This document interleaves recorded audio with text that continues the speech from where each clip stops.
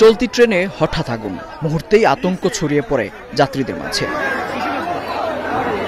বৃহস্পতিবার সকালে ঢাকা থেকে ছেড়ে আসা জামালপুরের দেওয়ানগঞ্জগামী মহুয়া কমিউটার ট্রেনটি গাজীপুরের ধলা স্টেশন পার হওয়ার পর হঠাৎ ইঞ্জিন থেকে ধোঁয়া উঠতে শুরু করে, যা দ্রুত আগুনের রূপ নেয়। এতে বন্ধ হয়ে যায় এ পথের ট্রেন চলাচল।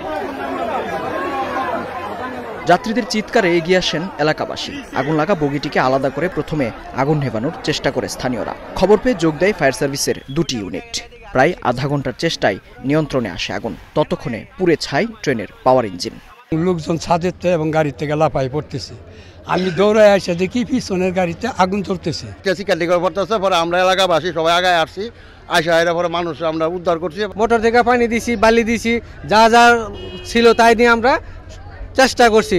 ফায়ার সার্ভিস জানায় অতিরিক্ত তাপের কারণে জেনারেটর থেকে আগুনের সূত্রপাত হতে পারে। তবে এই ঘটনায় প্রাথমিকভাবে কোনো হতাহতের খবর পাওয়া যায়নি। ইঞ্জিন ওভারহিট হতে আগুন লাগতে পারে। ইঞ্জিন তো আপনার মানে যেহেতু জেনারেটর, এটা প্রপারলি মেনটেন করা হয় কিনা, মেনটেন্যান্সের একটা বিষয় থাকে, তো ওভারহিট হতে আগুন লাগতে পারে। কিন্তু এই যে বগিতে জেনারেটর ছিল, আমরা এখানেই আগুনটাকে নিয়ন্ত্রণ করতে সক্ষম হই। আগুন নিয়ন্ত্রণে এলে প্রায় 2.5 ঘন্টা পর শুরু হয় ট্রেন চলাচল।